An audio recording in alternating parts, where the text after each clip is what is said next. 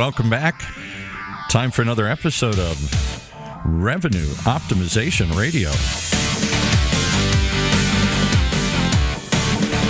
Brought to you today by the good folks, Upland Altify, the sales transformation company.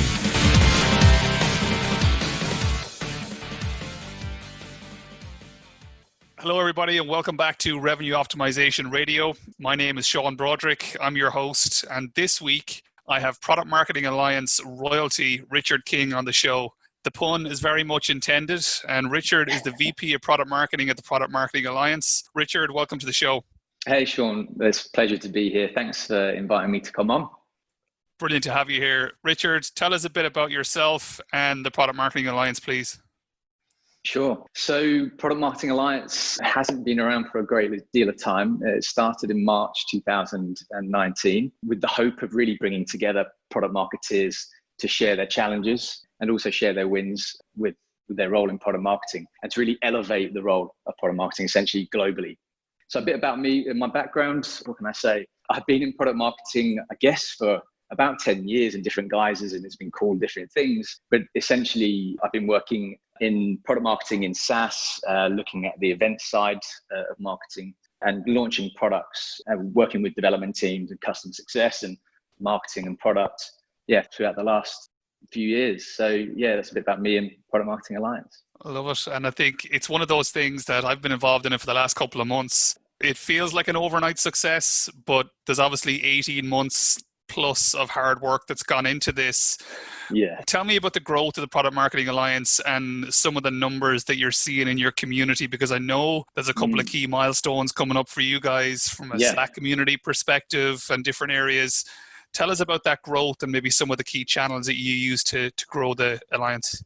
Sure. So, as I said, the Alliance kind of started in March 2019, primarily as a Slack community. So that's where we found most of our users were really kind of bringing together everybody, as I said, to share their challenges and just really moan about the problems that they have and get some ideas of how to fix the challenges that they're facing.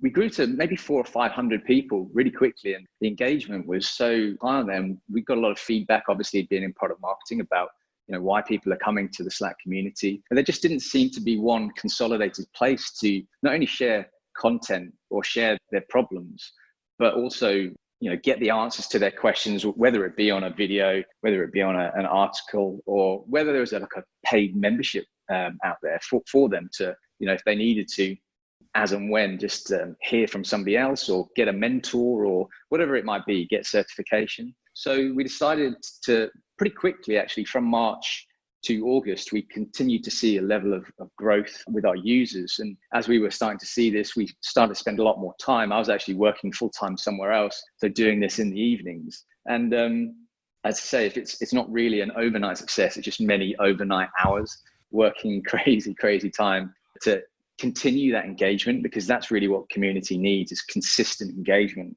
So we delivered a lot more things over that period of time. But so from March to August, it really wasn't an established commercial entity. We started thinking about generating revenue in August of 2019.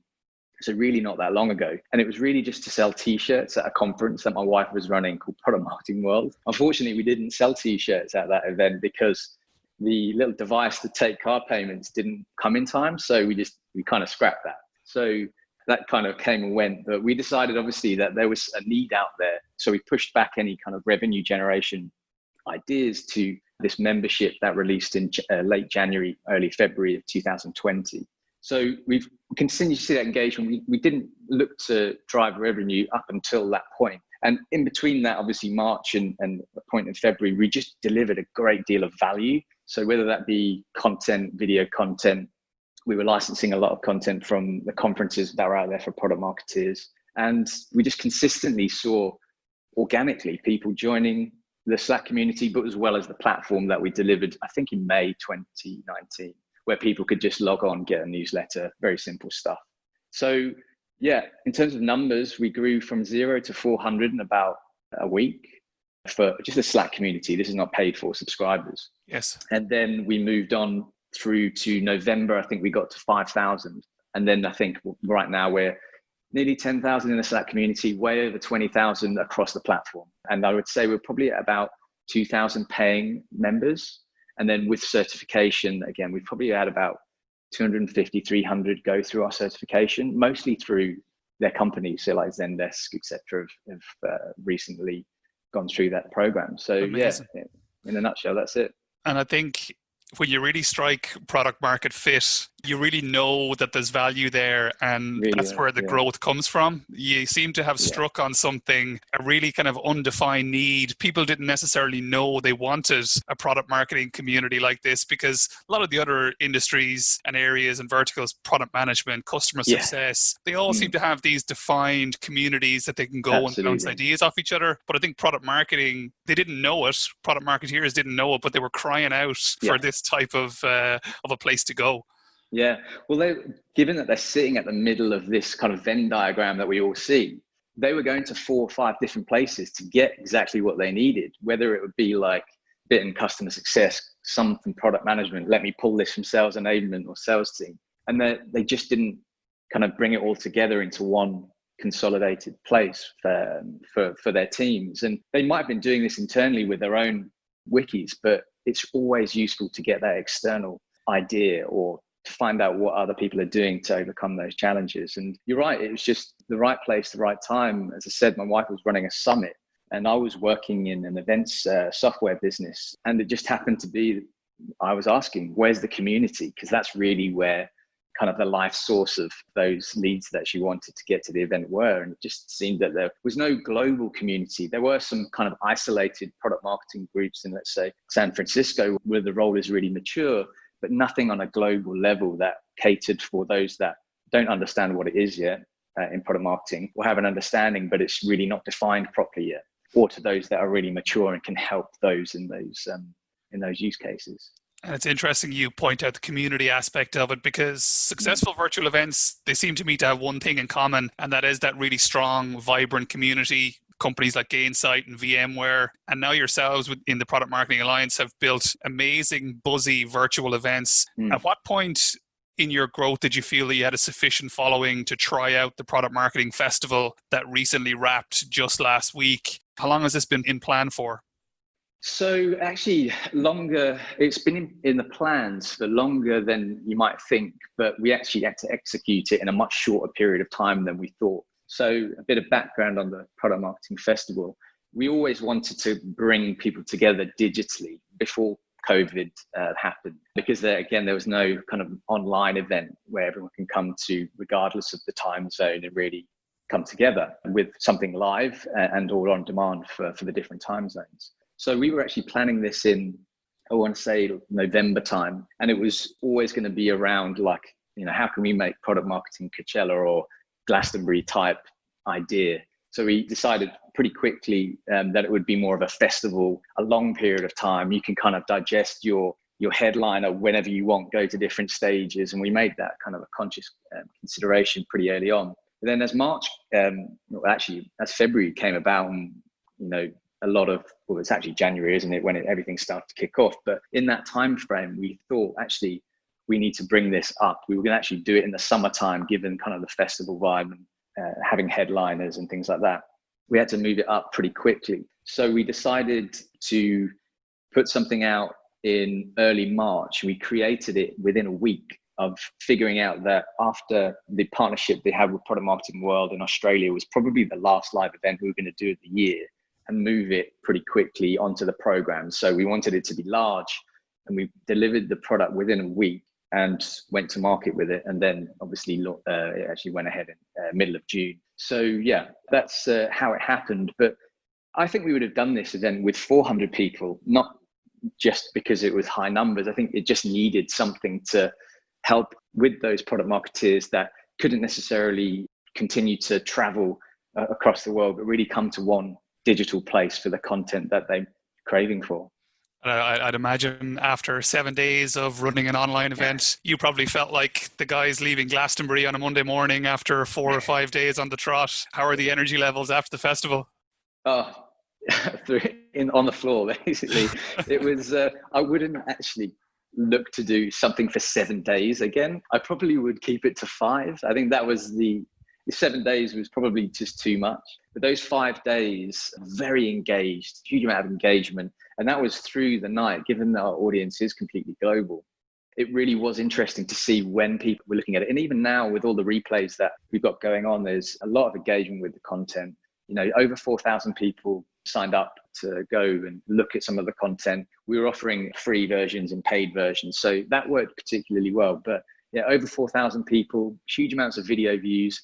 We're actually trying to get the analytics for how much video is actually consumed. But our Wistia channel is playing up with the analytics at the moment. Otherwise, I'd have some more statistics to share. But it was a huge amount of volume of videos and minutes watched. It's really good to see.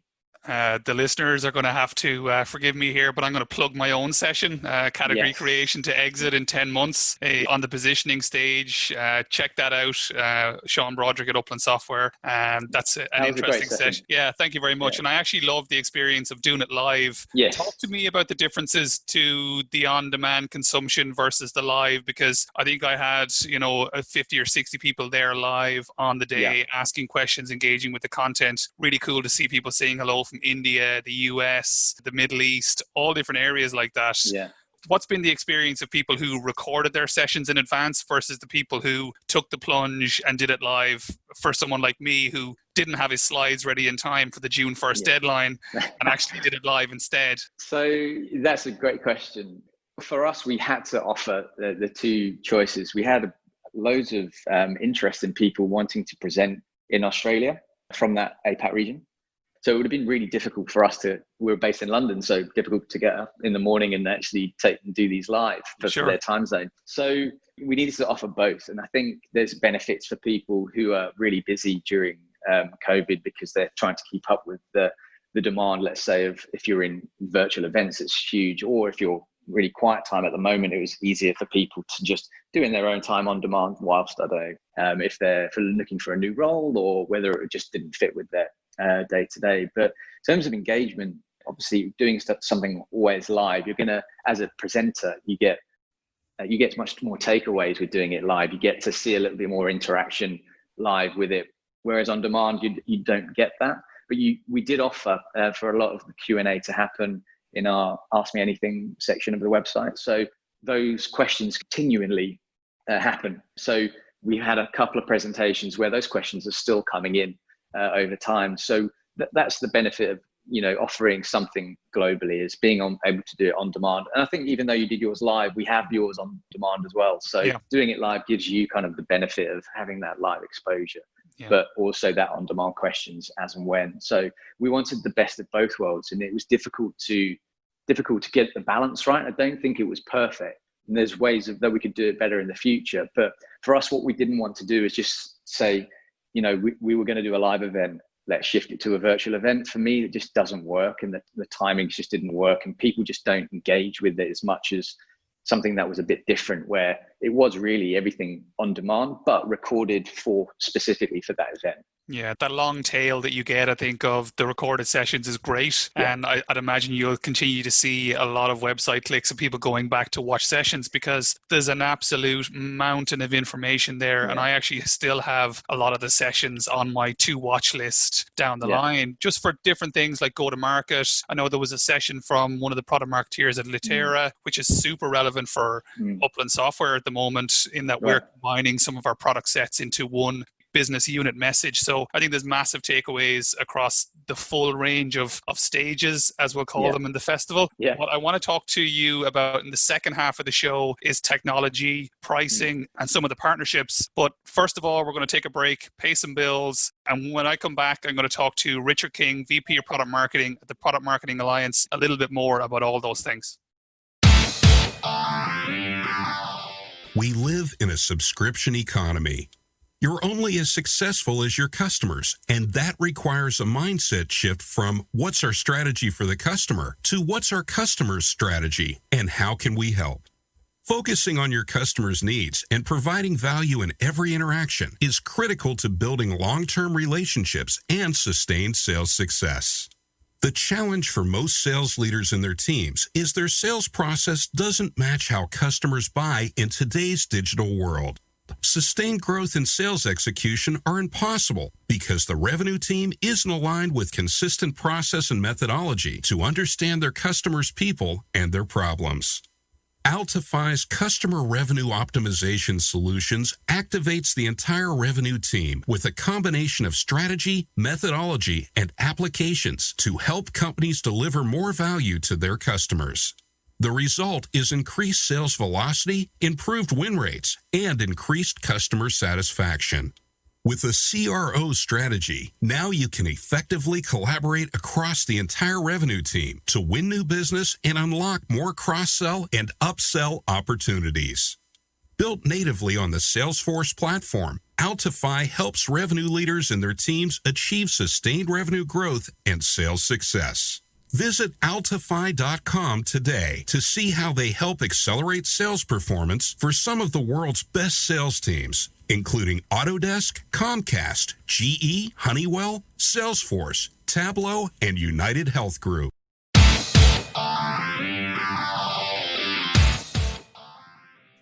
Welcome back to Revenue Optimization Radio. I'm here with Product Marketing Royalty, Richard King. He's the VP of Product Marketing at the Product Marketing Alliance. And we're talking today about the Coachella and Glastonbury equivalent of product marketing, the Product Marketing Festival that recently wrapped, an amazing event that was ran over 7 days. One of the things we briefly touched on in the first half, Richard, was technology. A technology-focused marketing team who's investigating running this type of virtual event is going to want to know the tools you use. You know, product marketeers, they're obsessed with software, obsessed with the latest tools. Did you use external event companies, or is all this software in-house? Give us a sneak peek into your tech stack, if you wouldn't mind. Absolutely. Yeah, so we did use external solution providers, and we did review pretty much every single solution provider out there. And given the time that we did release, I think everybody has decided to become a virtual events business since. So trying to review everyone is kind of impossible, certainly at the time. And we'll continue to review these through the year.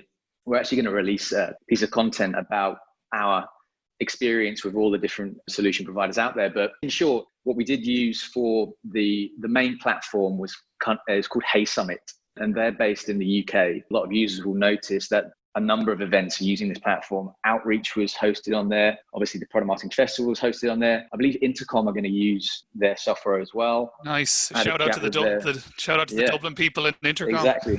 I had a chat with their field marketing team just last week about our experience at Hey Summit. So I'm not getting anything from Hey Summit for it, but it's certainly something that I recommend for them to use. Great. Primarily because they integrate so well with the key part of the platform, which is actually delivering the live and on-demand part, and the balanced approach to that. If you're not just doing it live and you're having a balanced approach to on-demand and live, they integrate with a couple of good products called Big Marker and Remo. And I would use these two different things, two different products for different things. So Remo is more on the networking side and it doesn't look quite as pretty, but Big Marker is really probably the most solid webinar platform that we've used. That being said, we only used Remo for our networking, didn't integrate it directly into Hey Summit, but we would probably do something more with Big Marker in the future.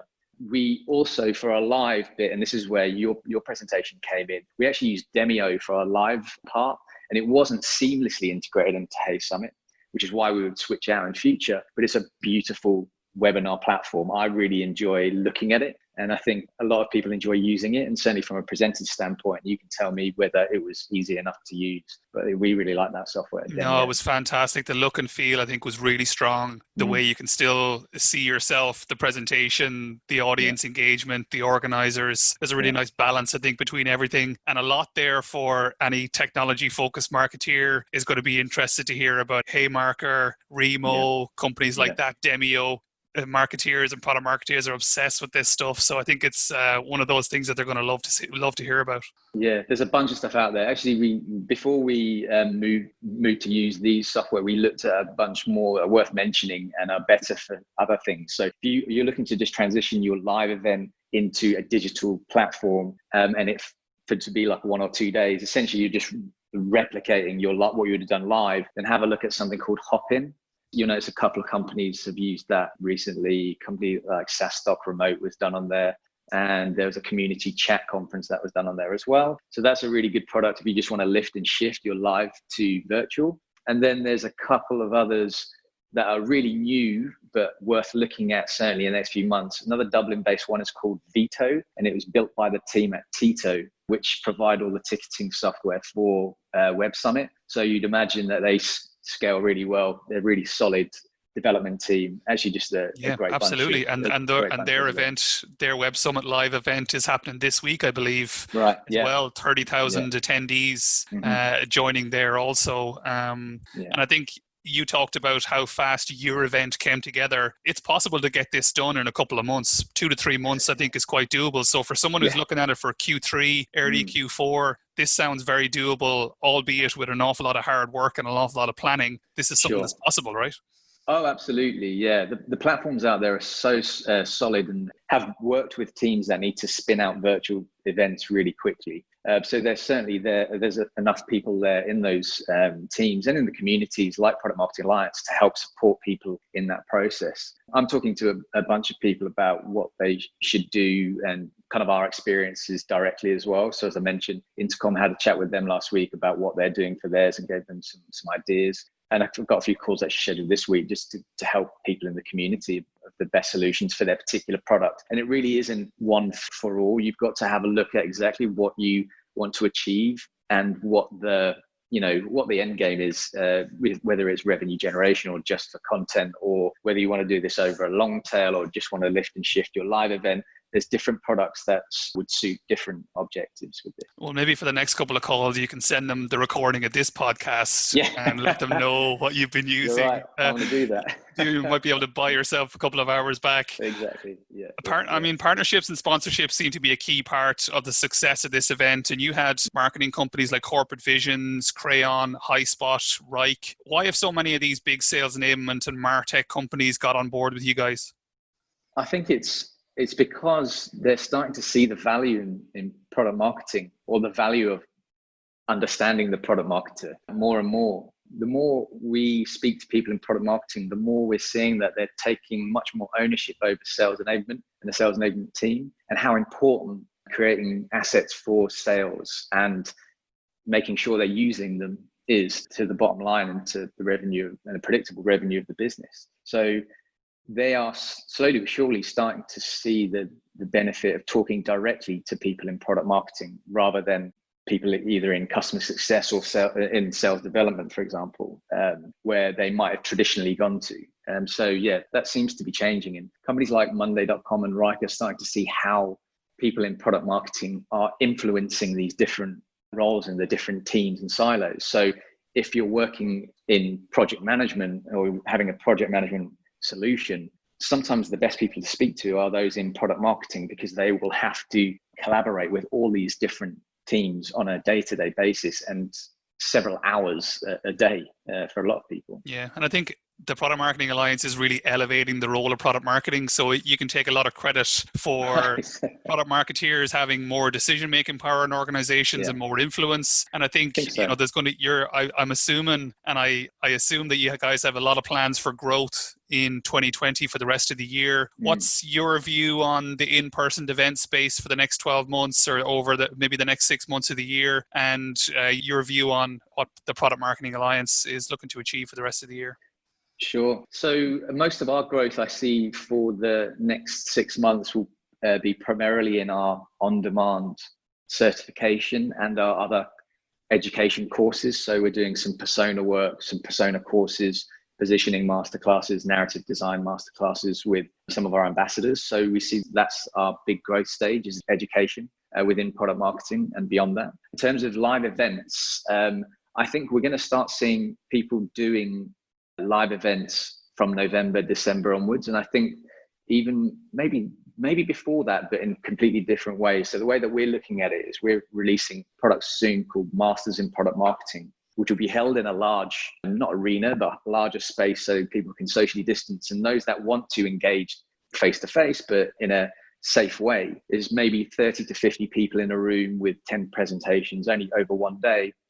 And those live events are much smaller, much more intimate, high level, but live streamed to your entire community. And we are looking to probably do something like that end of September or between September and November, depending where it is, the appetite for those people wanting to come. And it's a balance that we'll have to kind of play by ear. But I think that's the way that live events will slowly start to come back into kind of the goals of organizations. And they have to be different. They can't be, we've got 30,000 people in a room or 1,000 people in the room anymore. It's got to be completely different. But it has to come with a balanced approach to having people in there live, but offering a live stream. And I think live streams are going to be offered for everything, every live event going forward, to make sure that those people that aren't feeling comfortable in a live environment have the opportunity still to engage with that community. That hybrid model, I think, is really going to be the key. Yeah. Richard, before we wrap it up today, let people know how they can get in touch with you personally and with the Product Marketing Alliance.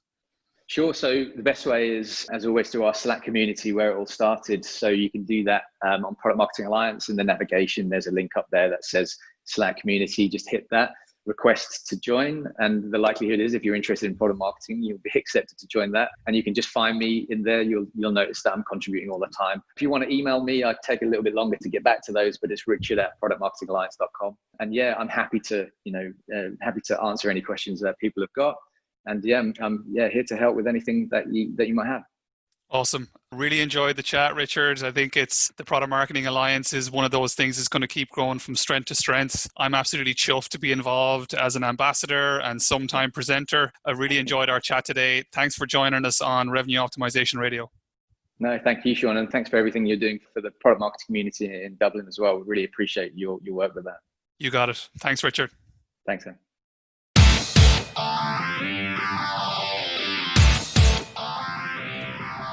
You've been listening to Revenue Optimization Radio with your host, Sean Broderick, on the Funnel Radio channel. Podcasts of this live program are available from revenueoptimizationradio.com and all your favorite podcast apps, including Apple Podcasts, Stitcher Radio, iHeartRadio, Spotify, and more. The sponsor for this program has been Upland Altify.